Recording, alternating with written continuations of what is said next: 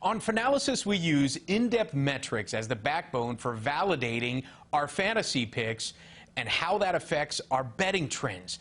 For our Fantasy Baseball special, we bring in the author of the Fantasy Baseball Black Book, Joe Pisapia. Welcome back, Joe. And Joe, the reason we keep coming back to you, it's not just because you're a good-looking guy. It's because you clearly come up with good stats, good information. And that metric that you use is relative position value. And this is a metric that assigns value that stretches beyond just the position. So give us a little explainer on that, please. Well, it is great to be back with you, Steve, even virtually, just to talk a little baseball. And this is what, near 7, I think, years together? My goodness, we just keep going, and we get better with age every single time we do it. I can tell you that much. But yes, relative position value is kind of the crux of the Fantasy Black Book series. And what it is taking tiers and taking rankings a step further. It's quantifying all of them. It tells you how much better a player is at their given position in a given fantasy format, as opposed to their peers. And that's what's most important. I think sometimes we get kind of washed out with a lot of generic values. We get into situations sometimes where we talk so much about a player and not enough about the strategy and the usage of that player. And that's where RPV, or relative position value, really comes into play, because most often the actual format you play in dictates the value of a certain player, even more than their talent. And it's very important to understand, well, this is a player that's more geared towards points leagues, or if you're playing batting average or OBP leagues, and depending on what the format is or the depth of that league, it also tells you how to approach the player pool every year. And we have standalone chapters in the Black Book every single season for your points league, for your best ball, for your head-to-head roto categories, even for your old school 5x5 regular old standard roto leagues, which are still probably the most popular. And I think it's very important to kind of break them all down individually, because the one thing we know about value, it's not the same across the board. And what we try to do is really quantify the rankings. How much better is a player than another player? How can you be successful in each of these formats, in each of these leagues? And so far, we've had a lot of great success with the Black Book over the last decade now, doing just that. All right, so let's base this conversation on 5x5 head-to-head league, because that gives us a really good starting point for how you build the team. And I think the first question I want to go to is draft strategy. Look, if you take an elite arm early, it's tempting to then back that up and stock up on power bats in the next few rounds. But how does that almost negate what you just did with the first-round pick of a strong elite pitcher? Well, let me say this first, Steve, because I think going into this year, we have a lot of unknowns when it comes to starting pitching. You're coming off a season where you don't have that normal innings build for a younger pitcher, so guys who are building from the 120 inning mark to the 150 mark or above, you didn't have that last year because there's no minor league baseball. So I think you should pay a very close attention in the early rounds to pitching, to the guys that you know are, I say, proven 200-inning starters. And yes, pitching always comes with a lot of risk, but so does every player. And I think it's very important this year to target those guys, and the guys that have done that before, gone 200 innings, been stalwart guys you can count on for 30 starts, hopefully in a vacuum, be able to do that. Now, that being said, if you do end up with a middle-round pick, let's say, and you go for a Jacob deGrom or a Bieber or a Cole early on, there's ways to make up offense there. And the best way to do that is usually using one of those utility back guys. And some people say, well, I don't want to lock myself into utility. And that's a big mistake, because if it is a DH, let's say like a Nelson Cruz, or maybe you're taking a chance on a bounce back on a JD Martinez or a Jordan Alvarez, look, these are premium bats, okay? And they could still give you the same kind of output as almost, say, an Aaron Judge type guy. So you have to kind of understand that there are ways to make up this deficit if you do go pitching early. And I think leaving the first few rounds without at least one pitcher is a mistake, because I think you fall off that cliff where you get into the unknown with so many young starters who might be really good for the first 80, 90, 100 innings of the season, but then that back half is going to be really tricky. Whereas if you invest on the Yu Darvishes of the world, the Aaron Nolas of the world in the second round, those kind of pitchers can carry you through the rest of the season, and you know that they're good for those 30 starts. What's amazing is when I started looking through a lot of these mock drafts, the perennial #1 over the past 5 years has been Mike Trout. But I'm starting to see him falling to the middle of round 1. Is that because of his numbers or because of the competition around him? Well, it's a combination of both. He has missed some time in a few seasons. It's not that Mike Trout isn't any good. He is still elite. The thing is, there's more elite players now in Major League Baseball. So this is one of the deeper first rounds I think you're ever going to see. In fact, it's the deepest one I can ever remember, where you can really make a case for the first 6 players going 1 overall, depending on your strategy. Me personally, I would still take Juan Soto #1 overall. Most people would still take Acuna, but even though he has those stolen bases and that big-time potential, there's still some swing and miss with Acuna. There's still some batting average questions I have, and he's a great player. You can absolutely take him 1. You could take Mookie Betts 1 overall. You could take Fernando Tatis Jr. #1 overall.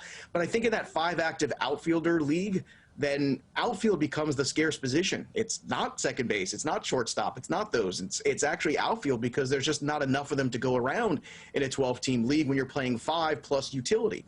So I think what you should do is try to, look, you can't go wrong with any of the guys at the top. And if you end up getting Mike Trout at 6, that's fine. You get him at 5, that's amazing. If you took him at 1, that's not wrong. I think the idea is you actually have choices, and you can basically take whoever you want and make a case for all of them. And Mike Trout's case for still being 1 overall would be, well, he's been there, done that, and you know what you're getting. He's not quite as young as some of the guys on this list like Juan Soto or Tatis, but at the same time, I think you can make a good case for him at #1. But this is the deepest first round, make no mistake about it, that we've seen in quite some time. I think one thing that makes this year feels like it's different, and maybe it's because baseball is evolving itself, is because, look, first-round guys, you're going to want 5-category guys that are going to be able to help you out a little bit in every place. But do you think the reason we see guys like Trey Turner or, the fact that it's so difficult to find guys that have good OBP and good speed, putting that together equals a first-round talent? Well, look, I think in the first round, what you're trying to do is get the best player on the board. And I feel like often people make mistakes in their fantasy leagues where they're trying to fill their roster instead of trying to build roster strength. And it's something we preach in the Fantasy Black Book series, that it's very important to be great somewhere. Otherwise, you're just mediocre everywhere, and that's not good enough. That's going to leave you in 5th place, and nobody likes 5th place. That's no fun. We want 1st place, or at least somewhere, where we're cashing out towards the top of our league. So, yeah, it's important in that first round. Certainly offers guys like Trey Turner, those 5-category kind of guys. Trevor Story, you could put in that grouping. Jose Ramirez. There's a lot of good talent in this first round. It's easy to do the first round, right? The first round is fine.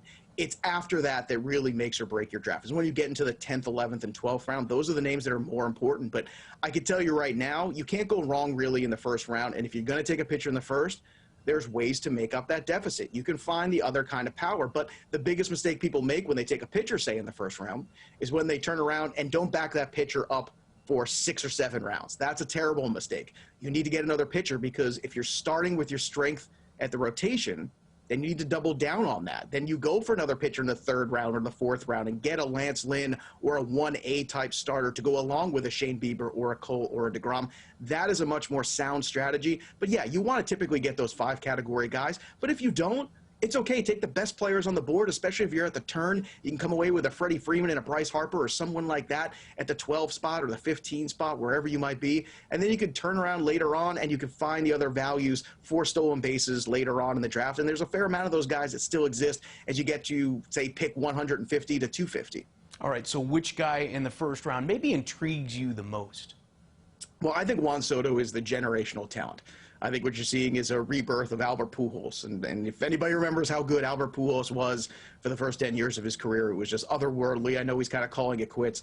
But to me, if I had the 1 overall pick, I would go with Juan Soto. And it's not a knock on any of the other guys. I just think he is that kind of a transcendent talent.